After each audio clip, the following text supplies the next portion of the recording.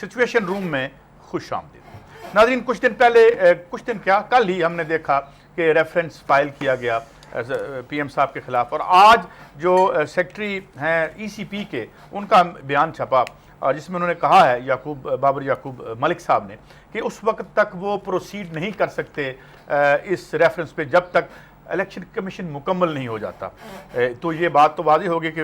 मुस्तकबिल करीब में जो TORs का मुस्तकबिल था, अब इसका भी मुस्तकबिल होगा, ना होगा बांस ना बजेगी बांसुरी। इस पर हम बात करेंगे। फिर हम ये भी बात करेंगे आज के परवेज़ रशीद साहब का बयान आया कि उधर से भी रेफरेंस आ गया है, जवाबी रेफरेंस आ गया है, और यूँ लगता है कि मादाराई आगे बढ़ेगी, और इसका नतीजा क्या निकलेगा या नहीं निकलेगा ये हम अपने फाजिल पैनलिस्ट से बात करेंगे। और फिर आज सोशल सेक्टर की कुछ 1-2 स्टोरीज, कल हमने हेल्थ की बात की थी, आज हम ये बताएंगे कि कैसे 9 साल से मुसलसल जो एजुकेशन का बजट है इस पर मुसलसल कट लग रही है। बढ़ कौन सा बजट रहा है ये भी मैं आज एक आर्टिकल से कोट करूंगा। फिगर बड़ी इंटरेस्टिंग सिचुएशन है, मगर बात का आगाज़ करते हैं कि फ़िलहाल इन इस रेफरेंस पे कुछ होने का इम्कान नहीं है, क्योंकि इलेक्शन कमीशन नामुकम्मल है, ज़ेर तकमील है। इसकी तकमील होगी या नहीं होगी, इस पर बात करेंगे। हमारे साथ मौजूद हैं कुंवर दिलशाद साहब, असद खरल साहब, जनाब फैसल फारूक खान साहब, और थोड़ी देर तक माहिर कानूनदान अली ज़फ़र भी हमें ज्वाइन करेंगे। बात का आगाज़ असद खरल साहब आपसे करते हैं। तो ये इलेक्शन कमीशन कब तक ज़ेर तकमील रहेगा? इतने बड़े आला इलेक्शन तो करवा दिए ऑलरेडी 2013 में, जिसमें सबका माशाल्लाह कंसेंसस है कि ठीक नहीं हुए। तो ये हम कब ना इसकी तकमील होगी ना रेफरेंस पे बात होगी। देखिए, बात यह है कि काजी साहब जब विल होती है ना तो फिर सब कुछ ही हो जाता है। अब ECP साहब ने तो तर्जमान बन के हुकूमत का जो स्पोक्स पर्सन का उन्होंने किरदार अदा कर दिया है, लेकिन दूसरी तरफ यही इलेक्शन कमीशन है। मैं ये वो बात कर रहा हूँ जो रिकॉर्ड पे है। 11 यानी जून 2011 से लेकर अप्रैल 2016 तक जो कि सबमिट रिपोर्ट की पार्लियामेंट के अंदर जो क्वेश्चंस के ऊपर इलेक्शन कमीशन ऑफ पाकिस्तान, उसके मुताबिक 41 करोड़ रुपए की आज से 2 महीने पहले, उसमें मई और जून की पेमेंट शामिल नहीं है, 41 करोड़ की जो अदायगियां 4 मेंबरान जो इलेक्शन कमीशन के थे, जिनके बारे में आप कह रहे हैं कि उन्होंने साफ शफाफ इलेक्शन इसी तरीके उन्होंने कराने थे जिस तरीके से उनको साफ शफाफ अदायगियां की गई। 41 करोड़ की पेमेंट तक आज तक उसकी अप्रूवल टिल टू डेट उसकी अप्रूवल नहीं है, और वो 41 करोड़ लेके 10 जून को घर जा चुके हैं। अब यो इलेक्शन कमीशन के इस तरीके से गैर कानूनी 41 करोड़ रुपए की पर्क्स एंड प्रिविलेज की मद में जनाब उन्होंने लिए हैं। 41 करोड़ रुपए इस कौम के लेके 2011 से 16 अप्रैल तक रिपोर्ट है, अभी मई और जून की उसमें पेमेंट में शामिल नहीं कर रहा, और ये गैर कानूनी है, और ये पार्लियामेंट से आज तक इसकी अप्रूवल नहीं है। इससे बड़ा इस इलेक्शन कमीशन के से क्या तवक्को की जा सकती है, जो खुद जिसके बंदे इलीगल पेमेंट्स, कौमी खजाने का नुकसान, और सीधा सीधा ये नैब का केस है। और ये जो अभी मामला आपने छेड़ी है बात के इनकी नाहली के हवाले से जो पिटीशन चली गई, और जो परवेज़ रशीद साहब का बयान आया है, और जो ECP के सेक्रेटरी का, क्या आप समझते हैं कि नवाज शरीफ साहब अभी परवेज़ रशीद साहब जिस तरह लगा रहे थे खुर्शीद शाह साहब के घुटनों को हाथ, और खुर्शीद शाह साहब को उन्होंने नाम भी दे दिए हैं, 4 जो मेंबरान नए बना रहे हैं, अब वो 4 मेंबरान क्या नवाज शरीफ साहब वो बनाएंगे जो उनको और उनकी फैमिली को आगे डिस्क्वालीफाई करेंगे? ये तो जो अपोजिशन ने मामला राग छेड़ा है, जो PTI ने या पीपल्स पार्टी ने डिस्क्वालिफिकेशन की पिटीशन कर दी है, तो नवाज शरीफ साहब तो अब फूंक फूंक के वो बंदे बड़े छान फटक के रखेंगे जो पहले मेरा ख्याल उनसे हलफ लिया जाएगा, उनकी छान फटक की जाएगी कि वो बंदे लगाए जाएं 4 जो उनको कोई ऐसा एम्बैरस करने वाला काम ना करें। ठीक है, तो ये मामला तो बड़ी सीधी सी बात है कि ये तो जो कादरी साहब ने, ये इमरान खान ने जो रिफॉर्म्स की बात 13 से पहले की थी, वो 13 में हमने देख ली, और रिफॉर्म्स कमेटी किधर गई? ये फिर ये मुकमुका के तहत 4 मेंबर लगेंगे, और 41 करोड़ की पेमेंट जो है वो भी उसको जस्टिफाई करने की कोशिश की जाएगी। वो क्यों की जाएगी? क्योंकि उन्होंने जो इनको बड़ा मैंडेट दिया है। ठीक है खरल साहब, ये जो आपने बात की इस पे एक तो हम ये पूछते हैं, मगर उसमें जब कमेटी बनेगी तो जाहिर है उसमें अपोजिशन और इन मेंबरान जो बने थे, इस पे अपोजिशन ने भी अपना ओके किया था जब ये नजम सेठी और सब लोग बने थे, वो तो खैर केयर टेकर में थे, पीपल पार्टी और PMLN की कंसेंसस था। अच्छा, अब बात को आगे बढ़ाते हैं और मैं जाता हूँ जनाब साबिक सेक्रेटरी इलेक्शन कमीशन कुंवर दिलशाद साहब, ये 41 ये क्या कोई मैटर ऑफ रूटीन है कि इतनी बड़ी पेमेंट? एक तो इतने बड़े मुशायरे, जाहिर है इतना मुश्किल और शफाफ इलेक्शन कराने के इतने पैसे तो होने ही चाहिए थे, मगर ये अप्रूवल ना लेना, ये रूटीन चलता रहता है ऐसे हमारे यहाँ, या इसे आप कैसे देखते हैं कुंवर दिलशाद साहब?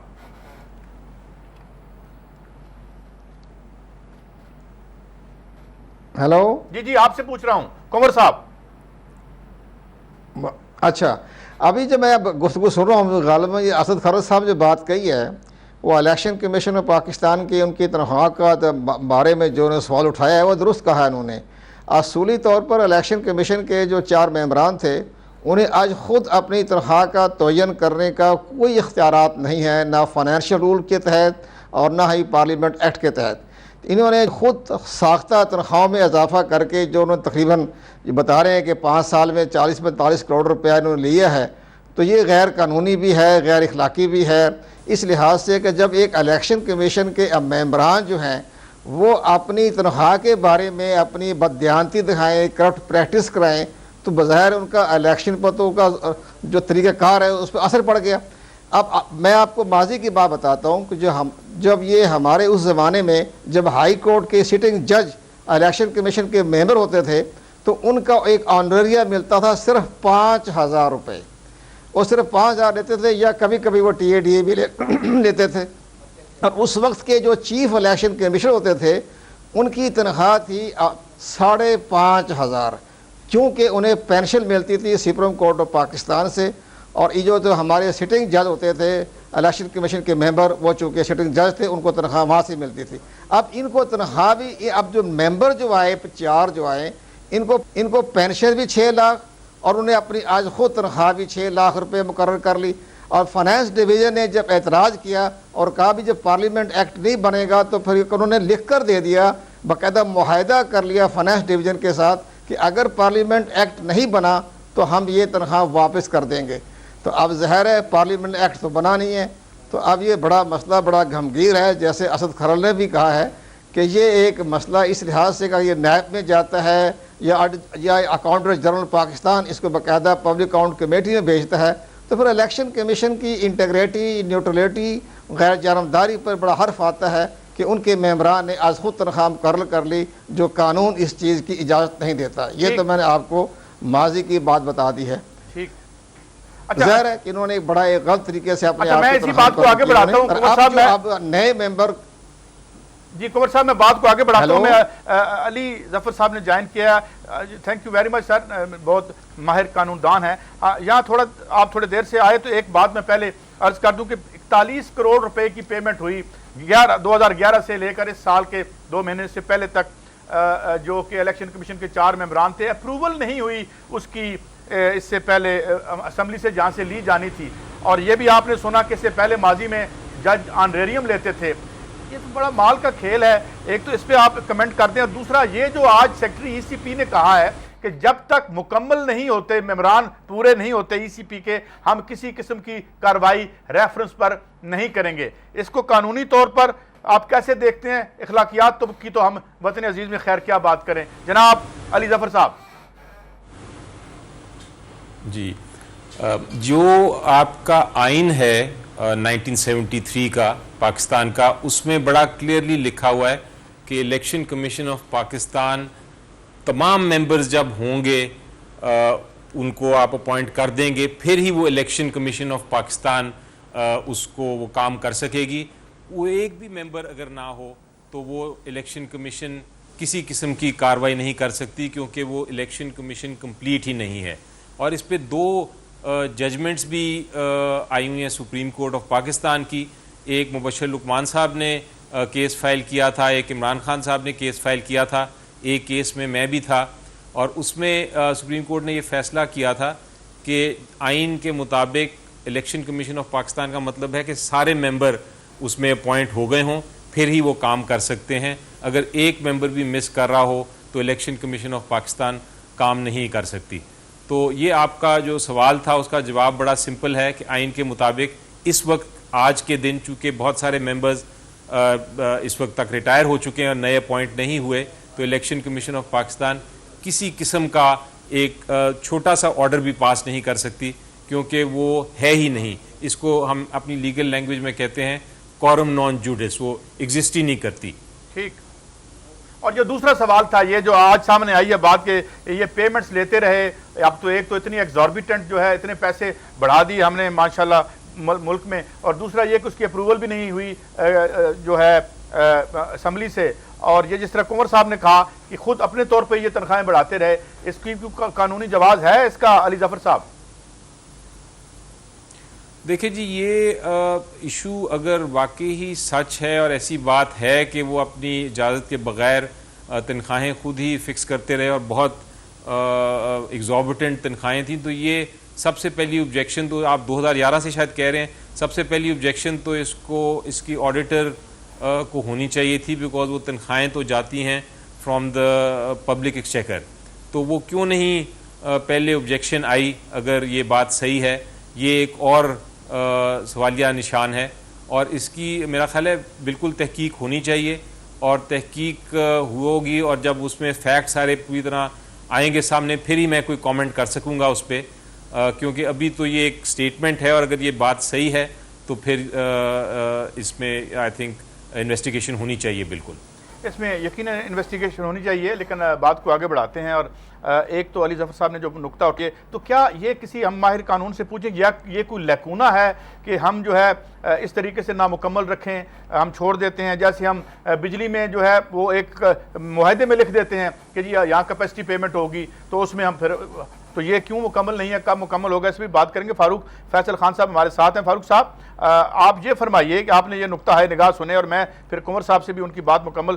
سننا چاہیں گے. یہ آپ فرمائیے کہ آپ کو لگتا ہے کہ یہ جو ٹی او آرز کی بات وہ ختم ہو گئی، ہمیں پتہ چل گیا کہ اس کا ایک قوم کا وقت ضائع ہوا، اب یہ پتہ چلا ہے یہ تو مکمل ہی نہیں ہے، لہذا یہ بھی بات ختم ہوگی، 2018 آ جائے گا. اور ابھی تک جو پٹیشنز ہوتے، اور یہ بھی یاد رکھیے گا، آپ کو یاد ہے ایک پٹیشن کا جب آیا تھا گورنمنٹ کے خلاف ایک فیصلہ، تو پتہ چلا تھا بقول گورنمنٹ کے اور رانا ثناء اللہ صاحب کے کہ وہ تو اپنے بچے کی ٹکٹ مانگ رہے تھے، وہ نہیں ملی تو ہمارے خلاف فیصلہ دے دیا. یہ ایک سٹیٹ آف افیئرز ہے. تو آپ مجھے بتائیں فاروق فیصل خان صاحب، یہ ختم ہی کر دیں، یہ کیوں ہم نے قوم کا ایک جو ہے وہ ہر وقت اتنے اعصاب پہ سوار ہے یہ سلسلے، نتیجہ تو اس کا کچھ نہیں نکلنا، یہ پختہ ہوتا جا رہا ہے یہ تاثر، کیا کہیں گے؟ قائد صاحب، آپ کے سوال کی طرف تو میں بعد میں آؤں گا. میں آپ کو ایک بڑی دلچسپ حقیقت بتاتا ہوں جو اس پروگرام کے دوران جو بات سامنے آئی کہ تمام ارکان جو ہیں انہوں نے اپنی تنخواہ کا تعین خود کر لیا. اگر آپ کو یاد ہو، auditor general of Pakistan mister Rana something, جنہوں نے وہ 500 ارب روپیہ آڈٹ کی منظوری نہیں دی تھی جو آئی پی پیز کو ادا کیے گئے تھے، آواز صاف نہیں آ رہی. ان پر یہ الزام لگایا گیا تھا کہ انہوں نے بحیثیت آڈیٹر جنرل آف پاکستان اپنی تنخواہ خود بڑھا لی تھی،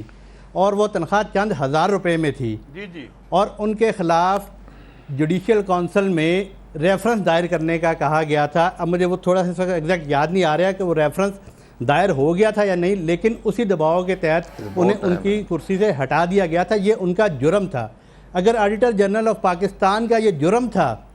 جو پورے پاکستان کے اکاؤنٹ کے سرکاری خزانے کا آڈٹ کرتا تھا کہ اس نے اپنی سیلری خود بڑھا لی، سے نکال دیا گیا اور اسے مجرم قرار دیا گیا. لیکن اب یہ اسی طرح کا ایک دوسری مثال ہے کہ الیکشن کمیشن کے 4 ممبران نے اپنی تنخواہ بڑھا لی. یہ ایک پہلو جو جس کی طرف. دوسرا، اب جو آپ کا سوال تھا کہ کمیٹی کے حوالے سے، کمیٹی تو گئی ٹوٹ، 8 سیشن ہوئے، کوئی سی نتیجے پر نہیں پہنچ سکے. اب پھر اپوزیشن نے یہ خیال کیا کہ اب دباؤ کیسے بڑھایا جائے، اور انہوں نے ایک تو یہ کہا تھا کہ ہم پارلیمنٹ سے باہر بھی دباؤ بڑھائیں گے، لیکن وہ رمضان کے بعد، اس سے پہلے یہ فیصلہ ہو گیا کہ یہ ریفرنس دائر کر دیے جائیں. یہ ریفرنس نہیں ہے، یہ پٹیشن ہے، اور 22ویں ترمیم کے تحت یہ لکھا ہوا ہے جو آپ کے پروگرام میں گفتگو ہو چکی ہے کہ کیسے کمپلیٹ ہوگا 45 دن میں، یعنی کہ 27 جولائی تک یہ معاملہ آپ یہ سمجھیں کہ اب اسی طرح ہی ہے. اب اگر اپوزیشن تحریک انصاف یا پیپلز پارٹی کوئی اور پلیٹ فارم یوز کرتی ہے، ایک موو انہوں نے چلا دی ہے، جب تک اس کا حتمی نتیجے پر نہیں پہنچتی اسی موو پہ رہیں گے. اور یہ 27 جولائی تک گورنمنٹ کے پاس ٹائم ہے کہ وہ اپنا الیکشن کمیشن کے لیے اپنے جو بھی نامزد بندے کرنے ہیں اور جو خورشید شاہ صاحب قائد اختلاف اور حکومت کے درمیان مجھے ایک شارٹ بریک کی طرف جانے کا کہا گیا ہے. ہم واپس آتے ہیں اور واپس آ کے کنور صاحب سے یہ دوبارہ بات پوچھیں گے کہ جو انہوں نے سٹیٹمنٹ بتائی ہے کہ کیا خود سے تنخواہیں بڑھا لی جاتی ہیں یا کوئی اور بھی اس کا میکانزم ہے. اس کو مزید ہم شفاف طریقے سے آپ کے سامنے پیش کریں گے. ہمارے ساتھ رہیے، آتے ہیں بریک کے بعد.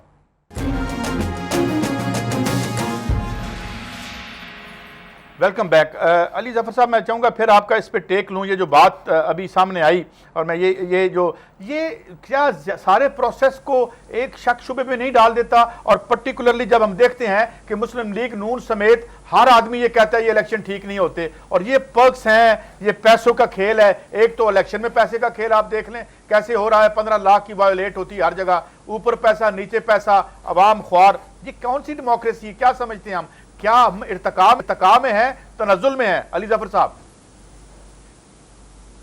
جی، میں اس سے پہلے کہ آپ کا جواب دوں سر، ایک ٹی او آر کی آپ بات کر رہے تھے اور آپ پوچھ رہے تھے کہ یہ الیکشن کمیشن چونکہ ابھی اس کی تشکیل نہیں ہوئی تو یہ جو ریفرنسز یا پٹیشنز فائل کی گئی ہیں ان کا کیا نتیجہ ہوگا. ایک اور چیز میں اس میں ایڈ کر دوں آپ کو کہ الٹیمیٹلی جب الیکشن کمیشن آف پاکستان کی تشکیل ہو جائے گی اور وہ کام کرنا بھی شروع کر دے گی،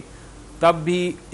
یہ جو فائل کی گئی ہیں پٹیشنز، اس میں کوئی ایسا نیا ایویڈنس نہیں پیش کیا گیا جو کہ الیکشن کمیشن آف پاکستان اس کے اوپر کوئی کارروائی کر کے کوئی ایک حتمی فیصلے تک پہنچ سکے گی. کیونکہ آپ دیکھیں کہ جو ہم کہتے آ رہے ہیں بڑی دیر کے کہ آپ ٹی او آر بنائیں، ٹی او آر بنا کے آپ پھر ایک انکوائری کریں اور انکوائری کر کے یہ ایویڈنس کلیکٹ کریں کہ کیا آیا اس سارے معاملے میں جو پناما لیکس کا معاملہ تھا، کیا کوئی پراپرٹی کسی قسم کی بے نامی طریقے سے پرائم منسٹر صاحب کے نام ہے یا ان کی اونرشپ میں ہے کہ نہیں ہے. یہ چیز جب تک پہلے نہیں آپ کسی طرح انویسٹیگیشن میں یہ ایویڈنس کلیکٹ کریں گے تو الیکشن کمیشن آف پاکستان اس پہ کوئی حتمی فیصلہ نہیں دے سکے گا. الیکشن کمیشن آف پاکستان اس تہ تک پہنچ ہی نہیں سکے گا اس ایشو کی، کیونکہ اس کا سارا ایویڈنس باہر سے کلیکٹ کرنا ہے. تو یہ میرا خیال ہے ایک تو ٹائم ہے الیکشن کمیشن آف پاکستان کا بننے میں، اور بننے کے بعد پھر اس کا ایویڈنس اس کا کوئی فائدہ بھی ہوگا، یہ بھی ایک بہت میرا خیال ہے مشکل کام ہے. تو یہ ہو سکتا ہے کہ سارا ایشو ایک ڈی ٹریک ہو گیا ہے. یہ علی ظفر صاحب بڑے ممتاز قانون دان ہیں اور ان کی سٹرگل بھی ہم دیکھ رہے ہیں مختلف ایشوز پہ جو کرتے رہتے ہیں، مگر جو ان کی بات سے کھرل صاحب میں سمجھ پایا ہوں وہ قوم کو یہی بتا رہے ہیں کہ بالکل آپ کوئی امید اور توقع نہ رکھنا. تو پھر ہم اس طرح نہ کریں کہ یہ ایک جو اشرافیہ ہے یہ تفتیش پروف ہے، بالکل ایک لائسنس ٹو پلنڈر ہے. پلنڈر تو ہو رہی ہے کھرل صاحب. دیکھیں اسی الیکشن کمیشن آف پاکستان جس طرح بھی لولا لنگڑا جو بھی اس کو کہہ لیں، جو بھی ان کے اندر بے ضابطگیاں ہیں، بدعنوانی ہیں، اس کے باوجود بھی اسی الیکشن کمیشن آف پاکستان نے گجرانوالہ میں آپ نے دیکھا پی ایم ایل این کا ہی رکن قومی اسمبلی، صرف اس نے اپنی ایک بیوی کے اکاؤنٹ کو مینشن نہیں کیا. پھر ملتان کے اوپر، پھر جو ابھی چچا وطنی میں جو رائے احمد نواز ہیں اس کے اوپر کسی انویسٹیگیشن کے بغیر صرف ان جو انتخابی گوشواروں کے اندر جو ڈاکومنٹ سبمٹ کیے تھے، جو کہ چونکہ اس میں جب آپ کرتے ہیں تو ایڈیشنل جو ریٹرننگ افسر ہوتا ہے، ایڈیشنل سیشن جج، اس کے اوپر سٹیمپ ہوتی ہے، ویریفیکیشن ہوتی ہے، اور قانون شہادت کے مطابق بھی یہ کہ جو آن اوتھ ڈاکومنٹ دیا جاتا ہے اس کی باقاعدہ ایک ایڈمیزبل ایویڈنس بیفور دی کورٹ ہوتی ہے، کیونکہ ان پرسن فزیکلی بندہ وہ جا کے آن اوتھ جا کے سبمٹ کر رہا ہے. نواز شریف صاحب کی جو ڈاکومنٹس ہیں جو انہوں نے ای سی پی کے اندر جمع کرائے ہیں 2011 سے لے کر 13 تک، کیونکہ جب الیکشن میں پارٹیسپیٹ کیا تو 3 سال کے آپ کو ٹیکس ریٹرن اور وہ ساری جو ڈیٹیلز ہیں وہ کرانی ہوتی ہیں. اب 2011 اور 14 کے جو ریٹرنز ہیں ان کے اندر بڑی واضح ثبوت سامنے چیزیں آ چکی ہیں، اور ایف بی آر نے 176 سیکشن کے تحت ان کو نوٹس بھی نواز شریف صاحب کو، سعدیہ گیلانی صاحبہ نے یہاں آر ٹی او جو ہیں کمشنر انہوں نے کیا ہے، جس کو ابھی دبایا جا رہا ہے. انہوں نے صرف یہی پوچھا ہے کہ 11 اور 14 میں پہلی بات اس میں جو بڑی میجر ہے کہ آپ نے جو اماؤنٹس لی ہیں، جو تحائف آپ نے لیے ہیں، اور جس میں پھر آپ نے 31.7 ملین مریم جو ہے نواز صاحبہ کو دیے ہیں، پھر آپ نے حسن جو ہے نواز صاحب ان کو دیے ہیں پیسے جو 9 ملین جو ہیں. تو وہ پیسے چونکہ ادر دین کراس چیک آپ جو پیسہ لیتے ہیں وہ آپ کو کوئی لون ہو، قرضہ ہو، ڈونیشن ہو، کوئی گفٹ ہو، تو وہ آپ کی آمدنی تصور ہو جاتی ہے انکم ٹیکس آرڈیننس کی جو 184 سیکشن 3 وضاحت کریں. اچھا دوسری بات یہ ہے، ایک تو یہ ہو گیا، دوسرا انہوں نے اپنے 11 اور 12 میں مریم صاحبہ کو ڈیپینڈنٹ ظاہر کیا ہے. نہ صرف ڈیپینڈنٹ ظاہر کیا، ان کی گفٹ جو اماؤنٹ ہے وہ بھی اس میں مینشن کی ہے، پھر ان کی 2 کروڑ 48 لاکھ کی زرعی اراضی جو ہے وہ بھی دکھائی ہے. ٹھیک ہے. اب مریم صاحبہ کا معاملہ پاناما لیکس میں اندر 2006 اور 7 میں کمپنیز جو آف شور ہیں، جو بینیفیشل آنر ہیں، وہ آ گئی ہے سامنے بات. ٹھیک ہے. اب وہ اس کو کوئی ڈینائی نہیں کیا، آج تک اس کو ڈینائی نہیں اس ڈاکومنٹ کو کیا. اب جب آف شور کمپنیز وہ ہولڈ کر رہی ہیں، اس کی بینیفیشل آنر ہیں جو ناقابل تردید ثبوت ہے، تو ای سی پی کے سامنے ایک بڑی واضح چیز آ گئی. اور تیسری چیز جو بدنیتی ہے اس ای سی پی کی وہ یہ ہے کہ 11 اور 17 اپریل 2013 کو جب نامینیشن پیپر فائل ہو رہے تھے تو شہباز شریف صاحب اور نواز شریف صاحب کے بارے میں نیب اور اسٹیٹ بینک نے لکھ کے دیا کہ یہ ڈیفالٹر ہیں, لکھ کے دیا ڈیفالٹر ہیں. اس وقت ان کی ایلیجیبلٹی بنتی ہی نہیں ہے, بنیاد سے یہ سارا معاملہ. میں آپ کی بات اور علی ظفر صاحب کی بات کو کنور صاحب آپ کے سامنے لے کے جاتا ہوں. آپ تو اس میں سب بھی کرتے رہے ہیں, دونوں نقطہ ہائے نگاہ سنے آپ نے اور ان کی فیکٹس اینڈ فگرز بھی سنے. کیا آپ سمجھتے ہیں کہ کوئی پیونیٹیو ایکشن ہو سکتا ہے, ایسا ایویڈنس ہے یا نہیں ہے جس طرح علی ظفر صاحب کہہ رہے ہیں؟ کیا فرمائیں گے آپ؟ اصولی طور پر تو جتنے بھی یہ reference election commission of Pakistan کے ہاں انہوں جمع کروائے ہیں, جس میں تحریک انصاف بھی شامل ہے اور پاکستان پیپل پارٹی بھی ہے, اور چند روز کے بعد چیف جسٹس ریٹائرڈ جو ہیں افتخار چودھری صاحب بھی ایک بہت بڑے ایویڈنس کے ساتھ, ثبوت کے ساتھ الیکشن کمیشن آف پاکستان میں اپنے ریفرنس جمع کروا رہے ہیں. اس لیے ان تمام چیزوں کو ہم دیکھیں تو ثبوت تو نظر آ رہا ہے, ثبوت یہ نظر آ رہا ہے کہ اس لحاظ سے ایویڈنس تو مضبوط ہے. الیکشن کمیشن آف پاکستان چونکہ ایک انویسٹیگیشن ایجنسی نہیں ہے, الیکشن کمیشن آف پاکستان جو ہے اس کو اپنے آرٹیکل 221 کا سہارا لینا پڑے گا. وہ کسی ادارے کی بھی خدمات حاصل کر سکتا ہے, جس میں ایف بی آر بھی شامل ہے, نیب بھی ہے, ایف آئی اے بھی ہے. ان کے ذریعے جب اپنے باقاعدہ انویسٹیگیشن کروائے گا تو ان کی سفارشات اور ریکمنڈیشن کو دیکھتے ہوئے الیکشن کمیشن آف پاکستان اپنا فیصلہ کرنے کے مجاز اتھارٹی بنے گا. اب جتنے یہ ثبوت آ رہے ہیں تو بالکل نظر تو آ رہا ہے کہ ان کا ظاہر ہے یہ ڈیفالٹر بھی تھے, سب کچھ ان کے نظر سامنے آ رہا ہے. اور اس کے بعد پاناما لیز تو بعد میں آئی ہے, لیکن تمام صورتحال کو ہم دیکھیں تو گورنمنٹ آف پاکستان نے اب جو الیکشن کمیشن کے اراکین کا جو تقرر کرنا ہے اس میں انہوں نے ڈیلے کرنا ہے, انہوں نے تاخیر کرنی ہے. انہوں نے 45 دن کا عرصہ جو آئین نے اجازت دی ہے 22ویں ترمیم کے تحت, تو وہ بہت مشکل نظر آ رہا ہے چونکہ leader of the opposition, leader of the house, ان کے درمیان میں بحث چل رہی ہے اور یہ 45 دن میں یہ اس کا بہت مشکل ہے کہ الیکشن کمیشن آف پاکستان جو ہے تشکیل پا سکے. اب میں اپنے ہمارے دوست ہیں علی ظفر صاحب, ان کی میں ایک رائے لینا چاہتا ہوں کہ ہمارا جو عوامی نمائندگی ایکٹ جو سیکشن جو ہے ہمارا 76 میں بنا تھا, اس کا سیکشن 104 ہے. اس میں لکھا کہ اگر کوئی ایسی صورتحال پیدا ہو جائے جہاں اس میں قوانین میں نہ بنے ہوں, طریقہ کار بھی طے نہ ہو, تو پھر الیکشن کمیشن آف پاکستان آج خود اپنی کمیشن سے فیصلہ کروا سکتا ہے. اب وہ 104 جو ہے وہ بڑی امپارٹنٹ ہے. ہمارے سابق تھے چیف الیکشن کمیشنر قاضی فاروق صاحب کیا کہا کرتے تھے کہ یہ ایسی زبردست ہمیں ایک پاور دی گئی ہے پاکستان الیکشن کمیشن کو کہ اگر کوئی بحران پیدا ہو جائے, قانون میں اس کا خاموشی ہو, آئین سائلنٹ ہو, تو پھر 104 کے تحت الیکشن کمیشن آف پاکستان فیصلے کرنے کا مجاز ہے. اب اتنی بڑی امپارٹنٹ ریفرنس آگے ہیں پاکستان الیکشن کمیشن کی تاریخ میں پہلی مرتبہ. تو میرا اپنا خیال ہے علی ظفر صاحب سے اس پہلے کہ میں فاروق خان صاحب کی طرف جاؤں, میں آپ کی بات کو علی ظفر صاحب کی طرف لے کے جاتا ہوں. جی یہ جو انہوں نے قانونی نقطہ اٹھایا اس پہ آپ کیسے ریسپونڈ کریں گے جناب علی ظفر صاحب؟ یہ بڑا انٹرسٹنگ سیکشن ہے, اس کے اوپر کافی ڈیبیٹ ہو چکی ہے, جورسپروڈنس بھی ڈیولپ ہوئی ہے, لیکن اس سیکشن میں ایک جو انٹرپریٹیشن آئی ہے سامنے وہ یہ ہے کہ آپ مین دائرہ قانون جتنا ہے اس کے اندر رہ کے اگر چھوٹا سا کوئی لکونہ رہ جائے تو اس گیپ کو بھرنے کے, اس کو گیپ کو فلفل کرنے کے لیے آپ الیکشن کمیشن اپنے پروسیجر یا رولز بنا سکتی ہے, لیکن اس کے تحت وہ نئی جورسڈکشن نہیں لے سکتی, اپنے تحت اپنے پاس وہ انویسٹیگیشن پاور مسئلے نہیں لے سکتی اگر وہ کسی کیس میں چاہے. تو اس کا لمیٹڈ فائدہ ہوگا اس سیکشن کا. اس سیکشن کا اتنا زیادہ فائدہ نہیں ہوگا جتنا شاید الیکشن کمیشن چاہے یا جتنا ہم ایز اے نیشن چاہیں کہ الیکشن کمیشن کو اتنی پاور ہونی چاہیے, کیونکہ اس کو رہنا اپنی جورسڈکشن کے اندر ہی ہے. فاروق فیصل خان صاحب آپ کی طرف آتا ہوں. سوری, میں بریک کے بعد آؤں گا آپ کی طرف اور آپ سے فاروق فیصل خان پوچھوں گا, جیب تو ہماری کٹی ہے تو کوئی قانون بنے گا یا پھر ہم اسی تنخواہ پہ کام کرتے رہیں گے؟ واپس آتے ہیں, بات کو جاری رکھتے ہیں.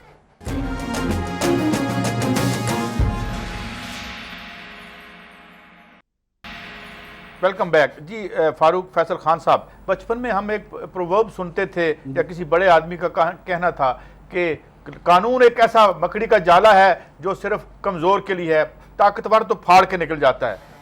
یہ آج بھی لگتا ہے آپ کو؟ کیونکہ آپ تو صحافی ہیں، ہم تو یہی دیکھ سکتے ہیں اور یہی آپ سے پوچھ سکتے ہیں کہ یہ سلسلہ اسی طرح جاری رہے گا؟ کیا دیکھ رہے ہیں آپ؟ کیونکہ جو قانون ہے، جو رائے آ رہی ہے ہمارے پاس علی ظفر صاحب کی، اس سے تو نہیں لگتا کہ کوئی میننگ فل نتیجہ نکلے گا اس کا۔ جناب فیصل فاروق خان صاحب۔ دیکھیں بالکل یہ بات بجا ہے، جو صدیوں سے کوئی مقولہ بنا تو اس کے پیچھے تجربات بھی ہیں، اور آج کا معاشرہ اور یہاں کا وفاقی دارالحکومت یا سارے دارالحکومتوں میں جو طاقتور لوگ ہیں وہی قانون پر حکمرانی کرتے ہیں۔ جو قانون پر حکمرانی کرتا ہے، جو قانون پر کاٹھی ڈال لیتا ہے، وہی اس کا حکمران، وگرنہ کمزور پہ تو قانون جو ہے حکمرانی کر رہا ہے۔ آپ جتنے بھی خرابیاں دیکھیں گے وہ سب بڑے لوگ اور طاقتور لوگ ہی کر رہے ہیں، جس کا قانون نے کبھی کچھ نہیں بگاڑا۔ آج جو معیشت کا حال ہوا ہے جس پہ آپ سب لوگ بات کر رہے ہیں، بیسیکلی بات تو یہی ہے نا کہ ملک پیچھے رہ گیا، ترقی نہیں کر سکا، طاقتور لوگ جو ہیں اس کو لوٹتے رہے، اس میں کوئی بھی ہو چاہے جو بھی حکمران ہو، کبھی ایک آیا کبھی دوسرا آیا۔ تو جب تک یہ سارے یکسو نہیں ہوں گے،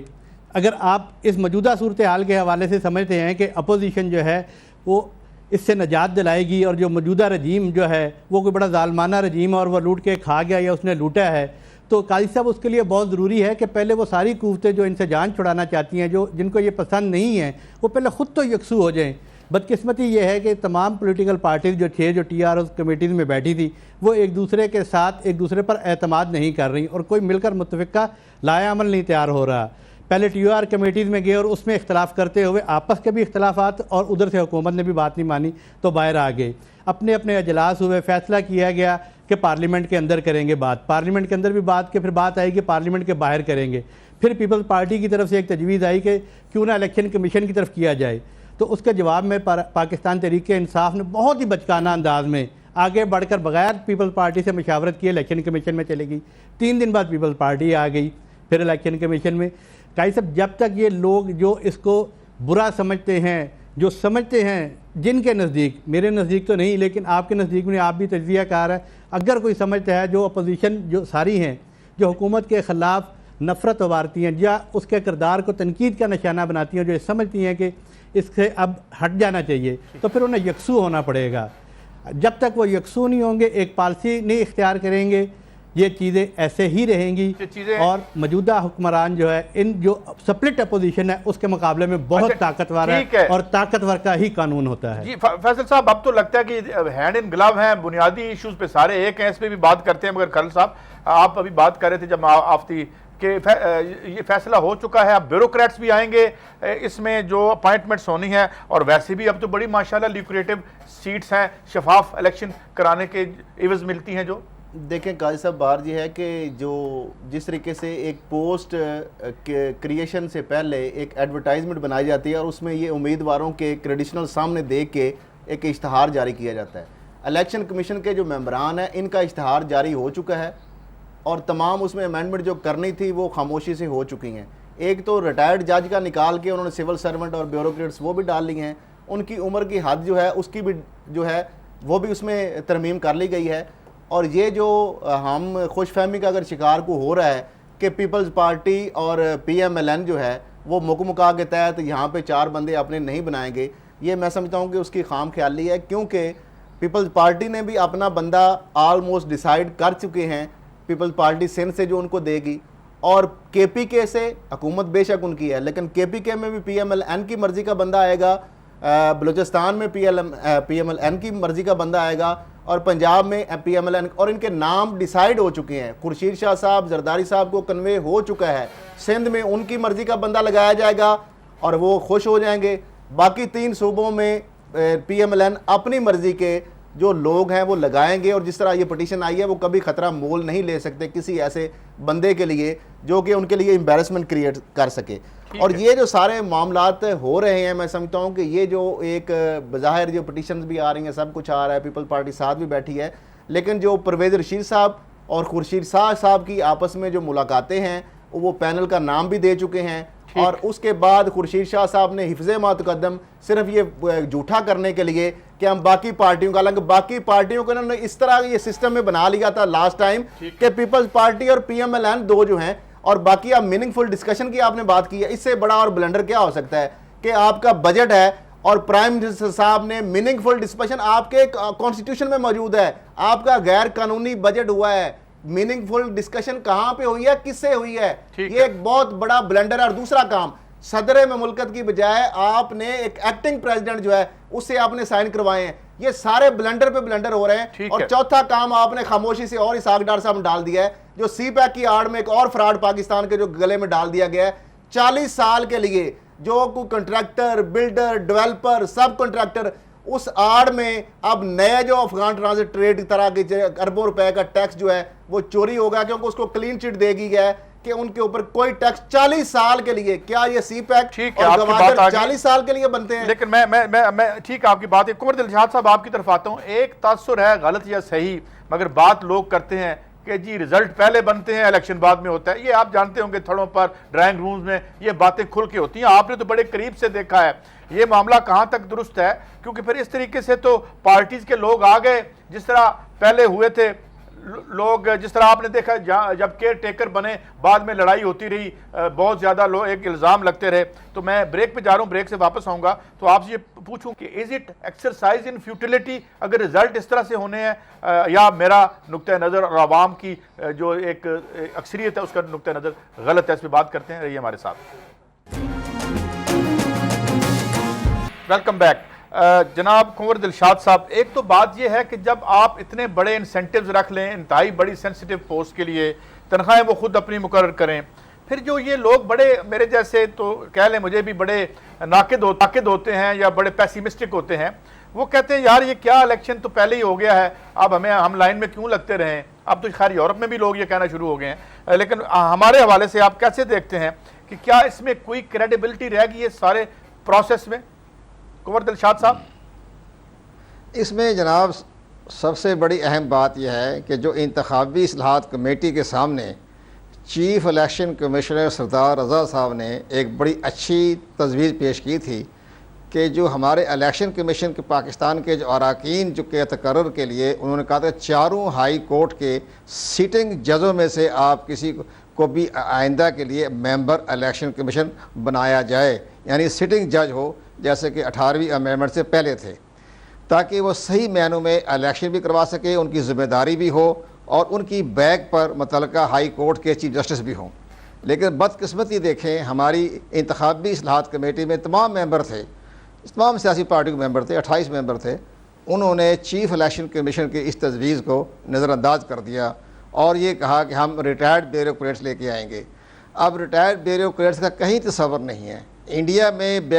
ریٹائرڈ بیوروکریٹس کا الیکشن کمیشن کا ممبر بننا یا چیف بننا ناممکن ہے, ان کے آئین میں گنجائش نہیں ہے. لیکن یہاں سارا کام کنٹریکٹ پر رکھا جا رہا ہے تاکہ ہم اپنی مرضی کے آئندہ نتائج بھی حاصل کریں. جیسے ہمارے دوست نے کہا کہ سیاسی پارٹیاں آپس میں میچ فکس کر کے آپ اپنی پسند کے جو ہیں بیوروکریٹس ریٹائرڈ جو ہیں ان کو بھی الیکشن کمیشن کا ممبر لے آئیں گے. تو یہ تو سب سے بڑی اہم بات یہ ہے کہ ہماری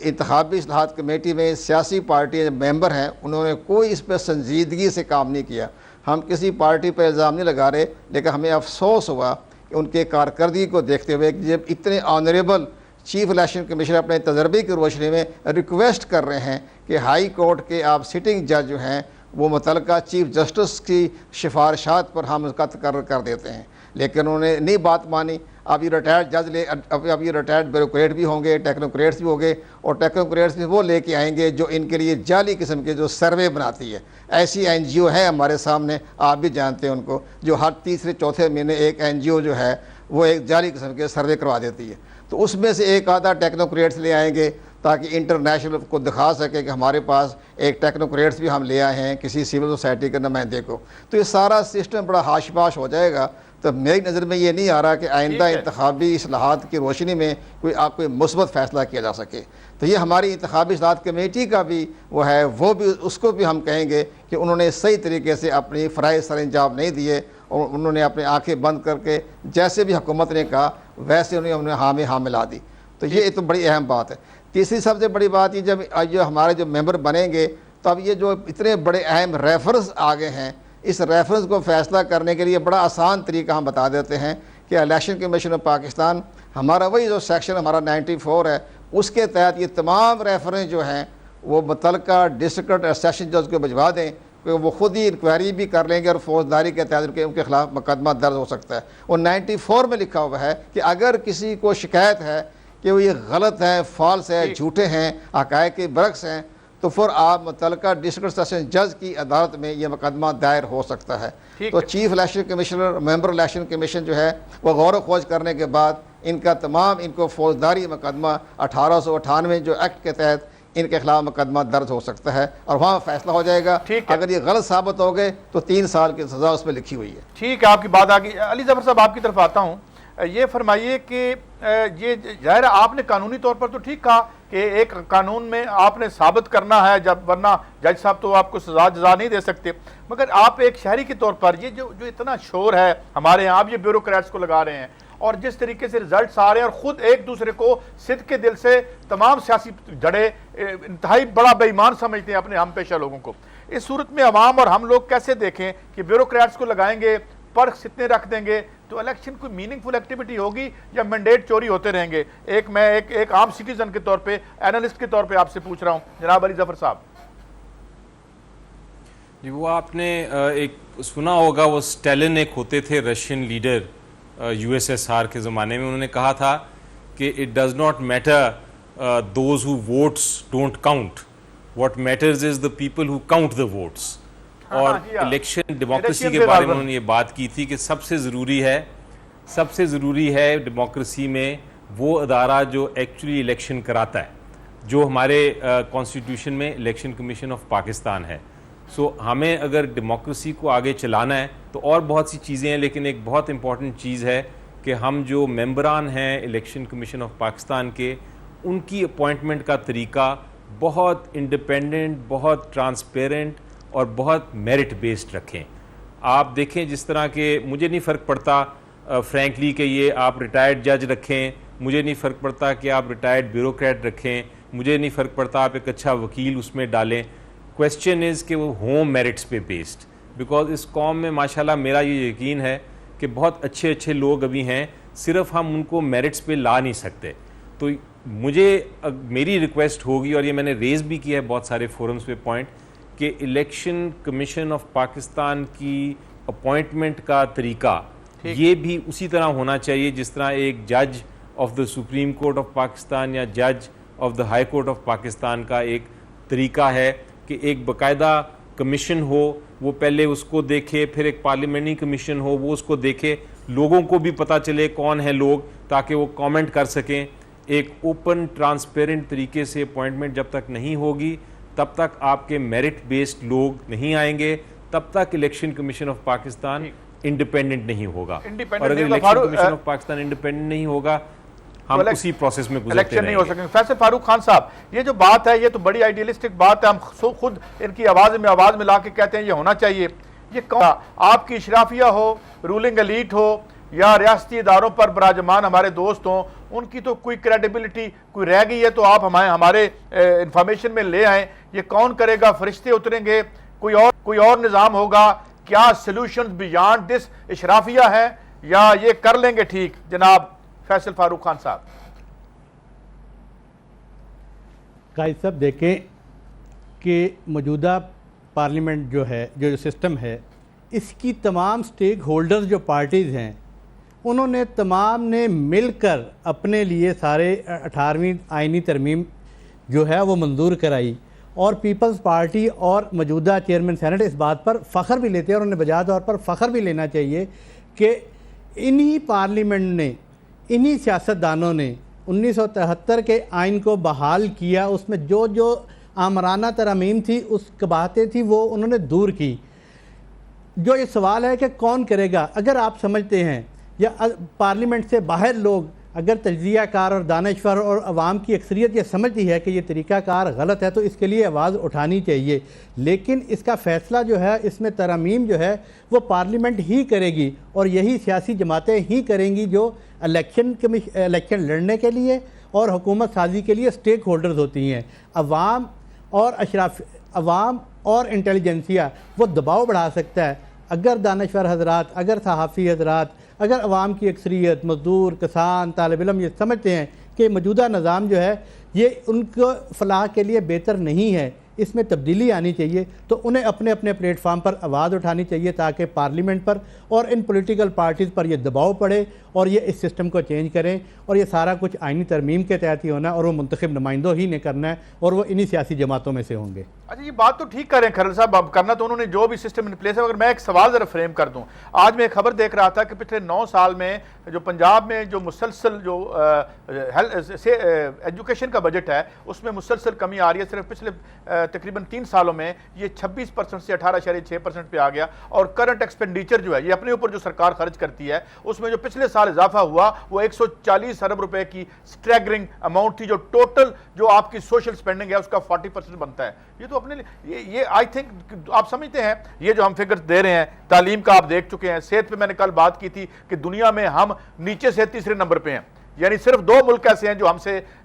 کم سپینڈ کرتے ہیں صحت پہ، ایک ڈیموکریٹک ریپبلک آف کانگو ہے اور ایک بنگلہ دیش ہے۔ تو یہ پھر ہمارے مفاد میں کوئی کام کر لیں گے؟ صاحب بات یہ ہے کہ پچھلے سال ان کا ایجوکیشن اور ہیلتھ کا بجٹ جو خرچ ہوا ہے نا، اسمبلی تو ربڑ سٹیمپ بن کے رہ گئی ہے نا، کہ خادمے والا صاحب جہاں سے مرضی پیسہ نکالتے ہیں جدھر سے مرضی ڈال دیتے ہیں۔ 20 ارب آپ کا ہیلتھ پورے پنجاب اور ایجوکیشن کے اوپر خرچ ہوا ہے، اور آپ کا 247 ارب میں بتا رہا ہوں ریکارڈ پہ، کیونکہ ابھی 85 ارب میٹرو ٹرین کے لیے اسمبلی میں آ گیا بجٹ میں، 162 ارب آپ نے ایگریمنٹ کیا تھا ایگزم بینک کے ساتھ، اور 85 ارب مزید ادھر سے ڈال کے 247 ارب کا پورے پنجاب کا تمام سیکٹر کی ڈیولپمنٹ جو ہے، جو آپ کی پانی، واٹر سپلائز، ایجوکیشن، ہیلتھ پورے پنجاب کی، ایک 2 لاکھ کی آبادی کی فیسلٹی کے لیے آپ نے 247 ارب کا بنا دیا ہے۔ باقی جو بات انٹیگریٹی کی، جس طرح علی ظفر صاحب نے کہا کہ بات دیکھنی یہ ہے کہ کاؤنٹ کرنے والا کون ہے۔ اب کاؤنٹ کرنے والا کون ہے کہ یہ نواز شریف صاحب یا شہباز شریف صاحب، جن کو احمد رضا قصوری صاحب ڈسکوالیفائی آلریڈی کروا چکے تھے، اور پھر ریویو پٹیشن کے اندر انہوں نے، افتخار چودھری صاحب نے ان کو کلین چٹ دی تھی۔ اور پھر دوسری بات، اگر ان انٹیگریٹی ہوتی تو جب اسٹیٹ بینک آف پاکستان جب نیب لکھ کے دے رہا تھا کہ یہ ڈیفالٹر ہے، اور وہ اس کا ریکارڈ سامنے سب سے شہباز شریف صاحب نے خود وہ لیٹر میرے پاس بھی موجود ہے لہرایا 10 دسمبر 2014 کو، انہوں نے کہا کہ نیشنل بینک آف پاکستان نے ہمیں کلین چٹ دیا 2014 میں، یعنی آپ 99 سے لے کر 2014 تک آپ ڈیفالٹر تھے، اور ای سی پی کو بتایا گیا کہ آپ ڈیفالٹر ہیں۔ پھر دوسری بات، ایک طرف ریویو پٹیشن کرتے ہیں اپنی مرضی کی اور فیصلہ بھی لے لیتے ہیں، دوسری طرف آج بھی میں ریکارڈ پہ بات کر رہا ہوں، آج بھی ڈیفالٹر ہیں، ٹیکس ڈیفالٹر ہیں شریف فیملی، اور اس کے کیسز آج بھی پینڈنگ ہے، یعنی قرضہ بھی 13 کے بعد 14 میں چکایا، دسمبر 14 میں 10 دسمبر کو، اور پھر شہباز شریف صاحب کو 23 سپتمبر کو تعنیتی لیٹر، ان کے اپوائنٹی جو ہیں جو president national bank of Pakistan ہے، جن کے اوپر اور بڑے مسئلے ہیں، پیس ہیں، وارنٹ ان کے نکلے ہوئے، ایسے بندے جو لگاتے ہیں اداروں کے اوپر، جب تک یہ۔ اور تیسری بات، جب آپ نے بات کی الیکشن ریفارم، دوسری بات آ جاتی ٹیکس ریفارم کی۔ سروس پرووائڈرز کمپنی 500 ارب، وہ خود 475 ارب روپے کلیکٹ کرتی ہیں، جس میں موبائل کمپنیز کے اگر لے لیا جائے تو 40% وہ ٹیکس کاٹ رہا ہے۔ 6% منیمم ٹیکس جو ہے 2006 سے لے کر ان کے اوپر لائبل ہے۔ 2015 میں اسحاق ڈار صاحب نے پاس کرنے کی کوشش کی، ٹی آئی پی بیچ میں آ گئی، نیب نے ٹیک اپ کر لیا۔ اب ہارون اختر صاحب جو ہیں، انہوں نے ایک نیا واردات ڈال دی ہے کہ انہوں نے 6% جو 8% بننا تھا 2% کر کے اس کو ایڈجسٹیبل 2009 سے لے کر جو 800 ارب کا ٹیکہ لگ گیا، اور وہ پیسہ بھی ہمارے اوپر ڈال۔ ٹیکس ریفارمز کی بات ہو یا الیکشن ریفارم، عام آدمی کے لیے انصاف ڈیفرنٹ ہے اور بڑے لوگوں کے لیے۔ آپ کی بات آگی کھرل صاحب، آپ کی بات آگی، وقت کم ہے مگر میں آؤں گا اس وقت پہلے علی ظفر صاحب آپ کے پاس، اور یہ چاہوں گا کہ بریفلی مجھے یہ جتنی فگرز ہم دیکھ رہے ہیں، one of the worst social sector ہے ہمارا، اور دنیا کی ریچسٹ ایلیٹ ہے ہمارے پاس۔ یہ ایک عجیب معاملہ ہے کہ یہاں جو سرکار کی معیشت تھی وہ میں جیسے کہتا ہوں بھرکس نکل گیا، 15-14% پہ یہ گرو کرتے رہے۔ یہ پھر کوئی قانون ہمارے حق میں بنا لیں گے، اور آپ یہ جو رجائیت ہے، آپ کو لگتا ہے کہ اسی میں سے کوئی سویرا پھوٹے گا یا نہیں؟ جناب علی ظفر صاحب جی دیکھیں، بالکل آپ صحیح کہہ رہے ہیں کہ ہمارے آئین کا ایک بہت بڑا حصہ اس سوشل جسٹس، یعنی ہیلتھ، ایجوکیشن، آپ کی لیونگ سٹینڈرڈز، آپ کی ہیومن رائٹس، اس پہ یہ بڑے خوبصورت لفظ میں ہم نے آئین میں اپنے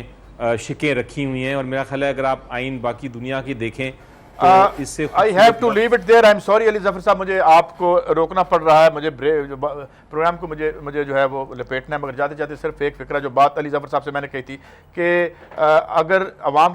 کے ساتھ یہ سلوک کرتے رہے ہم تو کیا یہ باقی معاملات ٹھیک کر لیں گے؟ وقت ختم ہو چلا، اجازت دیجیے، اللہ حافظ۔